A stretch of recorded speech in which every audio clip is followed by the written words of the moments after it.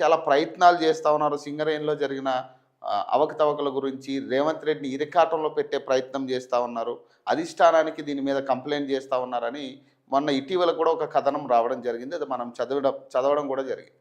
So ఇందులో ఎంతవరకు వాస్తవం ఉందంటే వాస్తవం ఉండొచ్చు, లేకపోవచ్చు. ఎందుకంటే కాంగ్రెస్ పార్టీలో మంత్రుల పరిస్థితి ఎట్లా ఉందంటే ఈరోజు, సో ఇప్పుడు ఎప్పుడెప్పుడా మనకు అవకాశం వస్తుందా, ఎప్పుడెప్పుడు జంప్ అవుదామా అనే ఆలోచనలోనే అధిష్టానం ఉంది.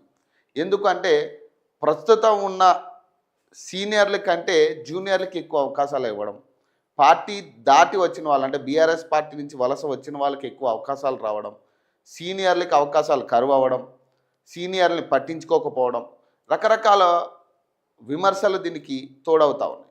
సో చూద్దాం, ఏదైనా కానీ ప్రధాన వార్తల్లో ఒక్కసారి నాతో పాటు టీఆర్ఎస్వి నుంచి సాయి కిరణ్ ఉన్నారు.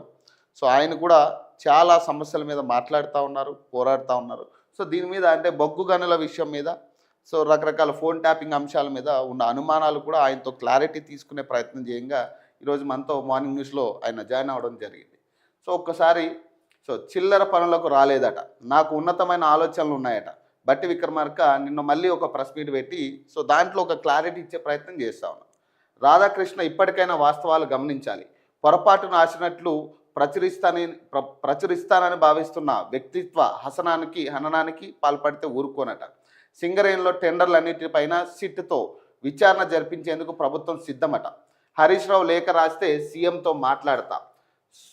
సోదా కంపెనీ సుజన్ రెడ్డి బీఆర్ఎస్ నేత అల్లుడే. 25 టెండర్లో 20 బీఆర్ఎస్ ఇచ్చినవే. మేము వచ్చాక కేటాయించిన టెండర్లు కూడా కేసీఆర్ వర్గీయులకే దక్కాయట. ఇప్పుడు దీని మీద ఇప్పుడు ఆల్రెడీ హరీష్ రావు నిన్న చేసిన ఏదైతే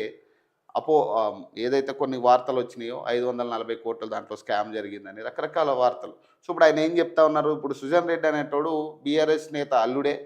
సో ఆల్రెడీ బీఆర్ఎస్ హయాంలోనే దాదాపు 20 టెండర్లు వాళ్ళకి అప్పచెప్పారని చెప్తా ఉన్నారు. దీన్ని మీరు ఎట్లా ఇది చేసుకుంటారు? ఈరోజు వాస్తవంగా ఏదైతే సింగరేణి 9 టెండర్లు బ్లాక్ ఏదైతే ఉందో ఆ టెండర్లు ఉన్నదానికంటే కూడా ఎక్కువ కోట్ చేసి ఈరోజు దాదాపు 1600 కోట్ల వరకు ఆ టెండర్లు అప్పచెప్పే ప్రయత్నం రేవంత్ రెడ్డి చేసిండు. బట్టి విక్రమార్క ఏం చేసిండు అంటే ఆ టెండర్లు రేవంత్ రెడ్డి తాలూకా మనుషులకి, అంటే ఆయన ఎవరైతే ఉన్నారో ఇప్పుడు మనకు బీఆర్ఎస్ పార్టీకి 20 టెండర్లు బీఆర్ఎస్ పార్టీకి ఎవరికైతే దక్కినాయని చెప్తున్నారో బీఆర్ఎస్ పార్టీ నేతకి, ఇప్పుడు ఏంటంటే ఆ ఒక్క నేత వాళ్ళ ఒక అల్లుడు ఆయన సృజన్ రెడ్డికి చాలా దగ్గర కావాల్సిన మనిషి. అయితే ఆ మనిషికి ఈ ఉన్న టెండర్ల బడ్జెట్ కంటే ఇప్పుడు ఎక్కువ బడ్జెట్ కోట్ చేసి ఆయనకి ఇచ్చే ప్రయత్నం చేస్తున్నాడని చెప్పి బట్టి విక్రమార్క ఆరోపిస్తున్నాడు. అంటే లైక్ ఇండైరెక్ట్లీ ఆరోపిస్తున్నాడు. ఆ టెండర్లు ఆయన ఆ రేట్ కి ఆ బడ్జెట్ కి ఆయనకి ఇచ్చే ఆ కోటింగ్ కి ఆయనకి ఇవ్వడానికి అసలు ఇష్టం లేదు. ఎందుకంటే రాష్ట్ర సంపద దాదాపు 500 కోట్ల రూపాయలు ఉచితంగా ఆయన కట్టబెడుతున్నాడు అని చెప్పి, అందులో నుంచి రేవంత్ రెడ్డి కమిషన్లు పొందుతున్నాడు అని చెప్పి ఈయన ఉద్దేశపూర్వకంగా ఏం చేసిండే సైట్ విజిట్ అనేది కంపల్సరీ అని చెప్పి ఈ యొక్క టెండర్లా ఈయన రాయడం జరిగింది.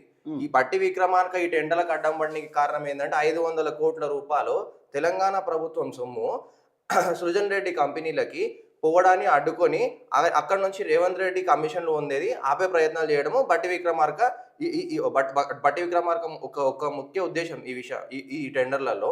అంతేకాకుండా ఇప్పుడు దాదాపు మన తెలంగాణ ప్రభుత్వంలో ఎన్ని టెండర్లు అయితే జరుగుతున్నాయో అన్ని టెండర్లు కూడా కేవలం రేవంత్ రెడ్డికి చుట్టాలకి రేవంత్ రెడ్డి ఫ్యామిలీ మెంబర్స్కి దక్కడంలో తీవ్ర అసంతృప్తితోని బట్టి విక్రమార్క కనిపిస్తున్నట్టు ఇక్కడ మనకు ఒక క్లియర్ క్లారిటీగా కనిపిస్తుంది.